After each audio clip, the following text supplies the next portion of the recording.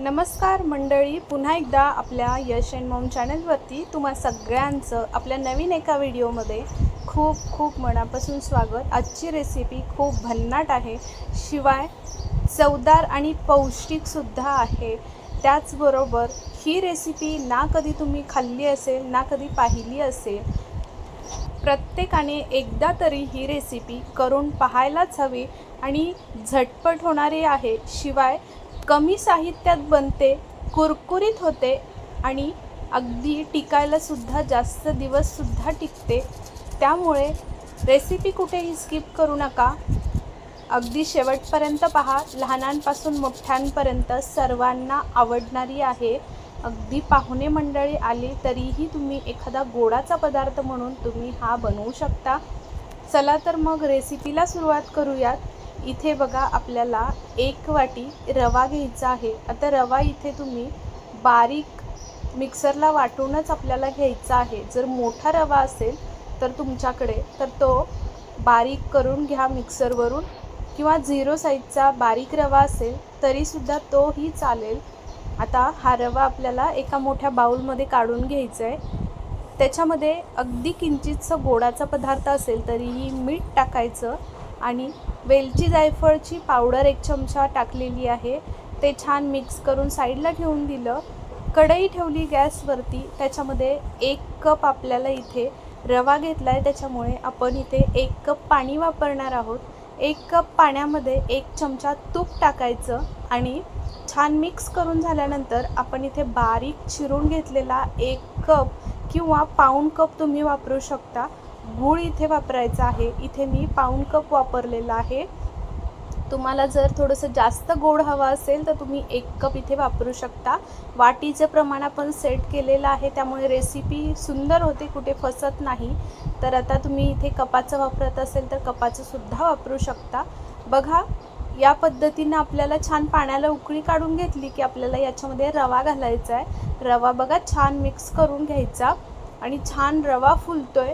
त्याचवेळी आपल्याला त्याच्यामध्ये बघा जो नारळाचा कीस आहे तर तो आपण इथे बघा मिक्सरवरती ओला नारळ, त्याचा पाठचा जो काळा भाग असतो तो काढून घेतलेला आहे आणि त्याच्यानंतर जो पांढरा भाग आहे तो पूर्ण बघा 1 कप इतका आपण इथे मिक्सरला वाटून घेतलेला आहे।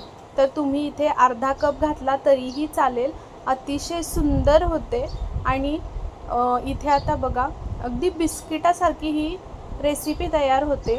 छान बघा मिक्स करून घेतलं, झाकण ठेवून एक छोटीशी वाफ काढून घेतलेली आहे लो फ्लेमवरती। संपूर्ण प्रोसेस आपल्याला पाणी उकळल्याच्या नंतर लो फ्लेमवरतीच करायची आहे। आता इथे बघा संपूर्ण हे मिश्रण आपण एका ताटामध्ये काढून घेऊया। या पद्धतीनं आपल्याला सर्व मिश्रण बघा इथे थंड करून घ्यायचं आहे, पाहू शकता। इथे आता आपण कढईमधील सर्व काढून घेतलं आहे आणि थंड करायला ठेवून देतोय। आता मिश्रण थंड करून घेऊया। तोपर्यंत मला तुम्ही सांगा, आपल्या चॅनलला सबस्क्राईब केलं की नाही? केलं असेल तर ठीक आहे, नसेल केलं तर पटकन करून घ्या, म्हणजे आपले येणारे असे छान छान व्हिडिओ तुम्हाला रोज पाहायला भेटतील। आणि त्याच्याबरोबर सबस्क्राईब करून बेल घंटीसुद्धा दाबा, तेव्हाच माझ्या व्हिडिओंचं नोटिफिकेशन तुमच्यापर्यंत पोहोचेल।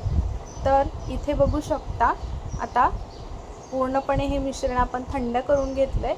अगदी मऊसूत हातावरती बघू शकता गोळा तयार होतो। आता या पद्धतीने आपल्याला बघा छान मळून घ्यायचं आहे। व्हिडिओत दाखवल्याप्रमाणे अजिबात इथे पाण्याचा हात लावायचा नाही, सहज आपल्याला इथे हा गोळा बनवून तयार होतो। या पद्धतीनं गोळा मळून घ्यायचा। जितकं जास्त आपण इथे मळून घेऊ तितकं अगदी छान मऊ लुसलुशीत तयार होतं मिश्रण। अगदी तुम्हाला व्हिडिओमध्ये बघितल्या समजतच असेल। आता आपल्याला बघा हे सर्व मिश्रण सेट करून घ्यायचं आहे आणि गोळा मळून ठेवून देऊयात। आता इथे बघा हा गोळा आपला बनवून तयार झालेला आहे। जास्त वेळ ठेवायची सुद्धा गरज नाही, लगेच मिश्रण थंड असल्यामुळे आपण इथे छान या पद्धतीने बघा हातावरती एक छोटासा लिंबाच्या आकाराचा गोळा काढून घ्यायचा आणि आपल्याला हातावरती छान या पद्धतीने टिक्की जशी बनवतो त्या प्रकारचा आपल्याला इथे शेप देऊन घ्यायचा आहे। बघू शकता हातावरती थोडंसं दाबून घ्यायचं, अजिबात कुठेही बघा मिश्रणाला ती चिरा वगैरे जात नाही। जरी गेल्यास तरी सुद्धा तुम्ही थोडंसं साईडनं बघा चिटकवून घेऊ शकता। इथे आता इतकं मऊ लुसलुशीत आपलं मिश्रण अगदी परफेक्ट आपण रेसिपी शेअर केली आहे, त्याच्यामुळे अजिबात चिरा जात नाहीत मिश्रणाला। आता आपल्याला इथे बघा थोडेसे तीळ लावायला घ्यायचे आहेत वरतून। आता इथे एक पुढच्या बाजूला पाठच्या बाजूला दोन्ही बाजूला आपल्याला वरतून तीळ लावून घ्यायचे आहेत, पांढरे तीळ। दिसायला सुद्धा पदार्थ खूप छान दिसतो याच्यामुळे, आणि शिवाय जेव्हा आपल्या दाताखाली येतात तीळ त्यावेळी तिळाची जी चव आहे याच्यासोबतची भन्नाट लागते। तर या पद्धतीने आपण सर्व बघा टिक्कीच्या आकारामध्ये सर्व बिस्किटासारखे शेपमध्ये बनवून घेऊया। इथे बघू शकता अगदी तुम्ही तव्यावरती सुद्धा आपण जसं ज्या पद्धतीने बेक करतो त्या पद्धतीने बेक केलं तरीही चालेल। आपण नानकटाई वगैरे ज्या पद्धतीनं बेक करतो बघा त्या पद्धतीनं सुद्धा ज्यांना जास्त तेलकट खावंसं वाटत नाही, तेलकट तर अजिबात होत नाही पण तेलाचं जास्त खायचं नाही आहे, त्यांनी आपण बेकसुद्धा करून घेऊ शकतो। तर आता इथे या पद्धतीने बघा तीळ लावून घ्यायचे, वरच्यावर छान असे दाबून घ्यायचे जेणेकरून आपले तेलामध्ये तीळ सुटणार नाहीत। आता इथे सर्व बघू शकता या पद्धतीनं सर्व बनवून घेतलेले आहेत। कढईमध्ये तेल गरम करायला ठेवलेलं होतं, तेलसुद्धा छान गरम झालेलं आहे। जास्तसुद्धा कडकडीत तेल आपल्याला गरम करायचं नाही, मीडियम गरम असावं, आणि मीडियम गरम तेलामध्येच आपल्याला बघा हे छान असं तळून घ्यायचं आहे। तळत असताना आपल्याला लगेच अजिबात चमचा वगैरे लावायचा नाही। अगदी आपल्याला इथे जेव्हा थोडंसं जाणवायला लागलं की कडक व्हायला लागलेत त्याच वेळी म्हणजे मीडियम फ्लेमवरती एक 2 ते 3 मिनटं छान तळून घ्यायचे एका साईडनं, आणि नंतरच आपल्याला त्याला चमचा लावायचा आहे आणि दुसऱ्या साईडनं एक 3 ते 4 मिनटं मीडियम फ्लेमवरती आपल्याला तळून घ्यायचे आहेत। तर इथे व्हिडिओत दाखवल्याप्रमाणे बघा या कलरवरती आपल्याला तळून घ्यायचे आहेत। आणि एक गोष्ट म्हणजे आपण इथे साखरसुद्धा वापरू शकतो। तुम्हाला जर वापरायची असेल साखर तर मिक्सरवरती थोडीशी फिरवून घ्यायची, अगदी पिठी साखर आपण ज्या पद्धतीनं घालतो त्या पद्धतीनं तुम्ही इथे वापरू शकता। मिश्रणामध्ये रव्यामध्येच मिक्स करायची पिठी साखर, आणि तुम्ही ते सर्व मिश्रण मग आपण पाण्यामध्ये मिक्स करू शकतो। आता इथे बघा दुसरी बॅचसुद्धा मी तळून घेते। सोडत असताना तेलामध्ये मीडियम फ्लेमवरती सोडायचे सर्व पद्धतीने या पद्धतीनं, आणि जेव्हा मीडियम फ्लेमवरती सोडू शेवटपर्यंत मीडियम फ्लेमवरतीच आपण तळून घेतल्यामुळे एक गोष्ट ते अगदी वरतून छान कुरकुरीत होतात आणि आतून छान सॉफ्ट जाळीदार होतात। त्याच्यामुळे इथे तळत असताना अजिबात घाई गडबड करायची नाही, पेशन्स ठेवायचे आणि छान तळून घ्यायचं। त्याच वेळी आपला हा पदार्थ वरतून छान कुरकुरीत आणि आतून छान जाळीदार सॉफ्ट होतो।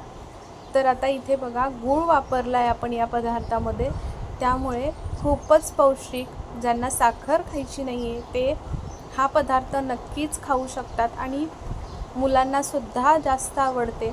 अगदी बघा वरती ठेवलात तुम्ही तर अजिबात खराबसुद्धा होत नाही। जर जास्त बनवला तर तुम्ही अगदी साठवूनसुद्धा फ्रीजमध्ये ठेवू शकता, जेव्हा खायचं त्याच्या अगोदर काढून ठेवायचं, थंड खायचं नसेल तर। खूप सुंदर होतो हा पदार्थ, हातावरती दाखवलं तुम्हाला बघू शकता, अजिबात तेलकट झालेला नाही, कुठेही तेलसुद्धा लागत नाही, अगदी छान तयार होतो, वरतून कुरकुरीत होतो।